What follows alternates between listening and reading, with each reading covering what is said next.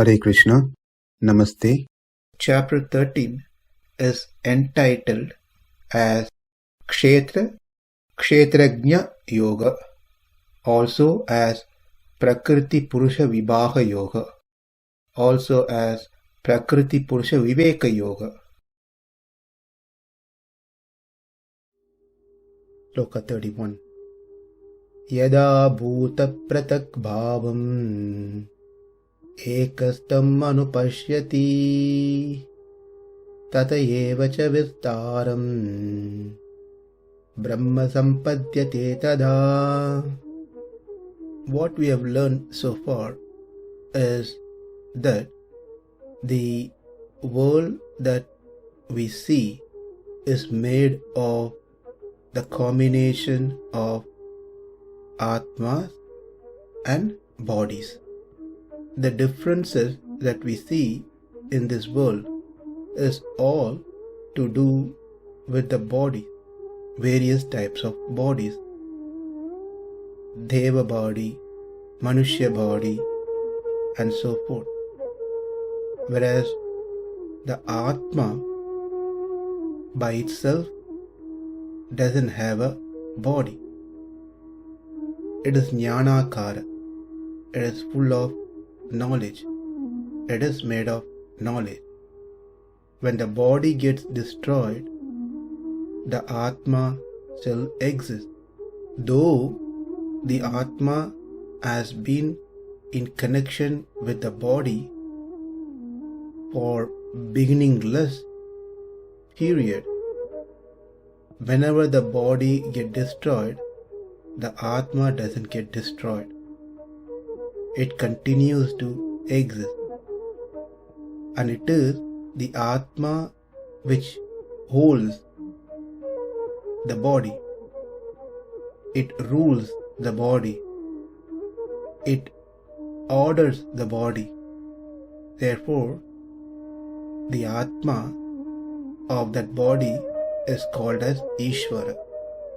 When one is able to separate these two entities, Prakriti and Purusha, Prakriti which is the body and Purusha which is the living entity, Atma, are considered to be having true knowledge and are said to be the seer of the Atma. One who gains this knowledge are said to protect themselves, their Atma, from falling down further into the material pool, the samsara, and will be able to get liberated from the Prakriti. When one gains this knowledge, want to permanently put an end to this beginningless connection that one has with the Prakriti, and becomes serious and start practicing the means to get rid of the connection to the body, to the Prakriti, permanently. This is what we have learned so far, and in the previous sloka we saw that it is the body which does the activity, not the Atma. The Atma is Jnana Swarupa, is full of knowledge. It has no activities to perform. But one question may still linger in our mind, that we do see that in the world everyone does something or the other. They seem to be engaged in doing some activities. So the answer is, though we saw the answer in the previous session, just in nutshell, so there is no any more trace of doubts in what we have seen so far.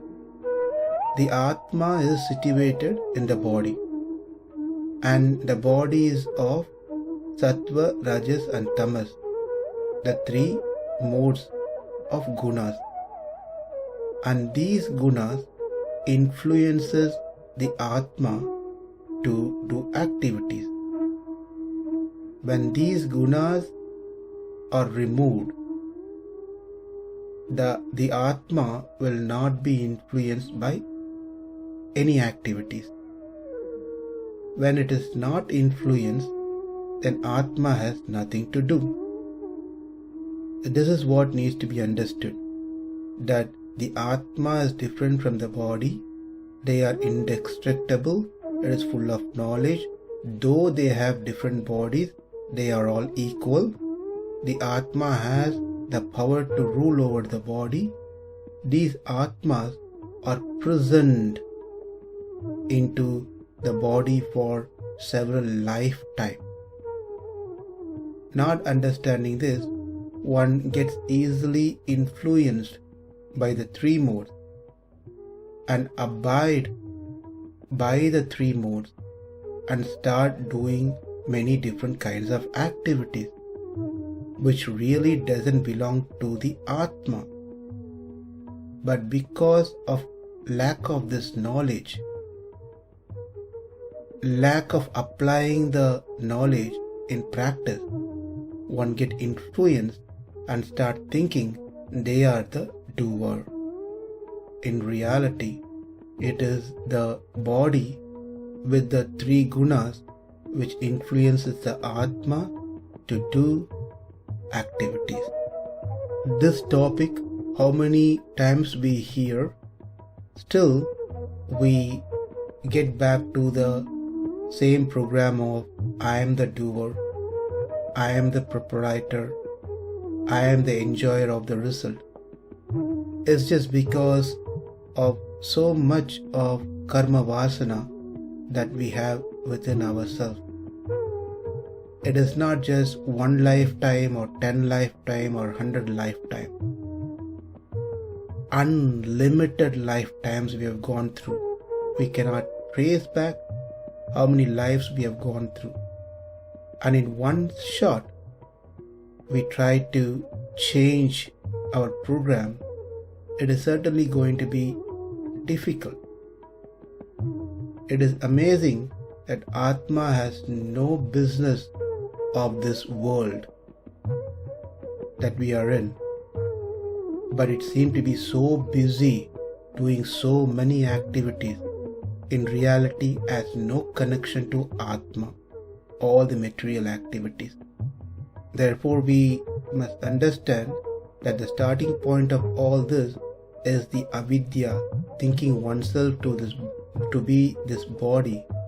Because of the misidentification, one does actions, and those actions creates vasanas, impressions, and those vasanas triggers the desire, the ruchi. To fulfill that ruchi, one does action, and because of that action, the vasanas get generated, and because of the vasana, desire get triggered. Because of the desire, one performs action, and this goes on in cycle. That is why Krishna, out of compassion, trying to make us understand in this chapter in all possible ways to convey the message that we are different from the body. We are not this body. So when one fully understands this subject, the greatness of Atma will attain the highest happiness, Ananda. And that is what been explained in 28, 29 and 30 slokas specifically. Now the current sloka that we need to see speaks about the ability of changes in body, meaning the body which has the capacity for changes, whereas Atma doesn't have that ability. Atma never ever goes through any such changes that the body goes through. It is only possible for the body to go through such changes. Atma doesn't go through any changes. This is the difference that's been explained in this sloka. Bhuta of living entities, pṛthag-bhāvam, separated identities, that is youth, old age, tall, short, thin, fat, etc. that we see in the body. Eka-stham, situated in one, meaning these differences that we see are applicable only to kshetra. Now we have to remember, by now we know what kshetra means, what kshetrajna means. Kshetra is a field of activities which is the body. Kshetrajna is one who lives, one who knows the activities of the body, that is the Atma. So this kshetrajna complex that we see with all the differences is situated only in the kshetra, in the body, all the differences. Tata eva, thereafter, from the body alone, vistāraṁ, the expansion of the people, etc.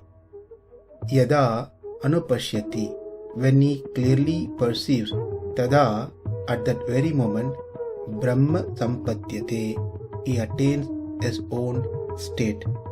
Translation: when a sensible man ceases to see different identities due to different material bodies, and he sees how beings are expanded everywhere, he attains to the Brahman conception.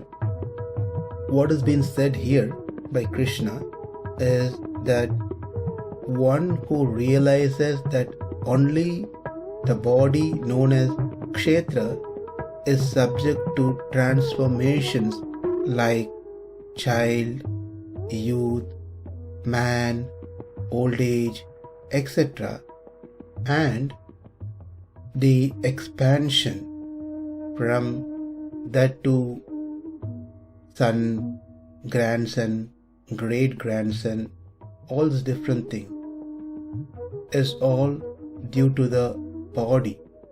It's a body which transforms into all the different variation that we see. And when one understands this, that person attains his real state. In other words, attains the moksha. The body of all beings is just an assembly of the twin realities, that is, Prakriti and Purusha. In this compound, changes that we see from childhood through old age, it's all pertain to the body. Just body alone. Nothing it has to do with the self, Atma. The self ever exists as it is, in the same state. As we get older, the Atma does not become old. Growing thin or fat, expansion and contraction, and such other changes all applies only to the body, does not apply even a little bit to the self, to the Atma. This topic is quite important because this is where everyone gets stuck, thinking oneself to be so and so. So let's understand this further with an example in our next session. Namaste. Hare Krishna.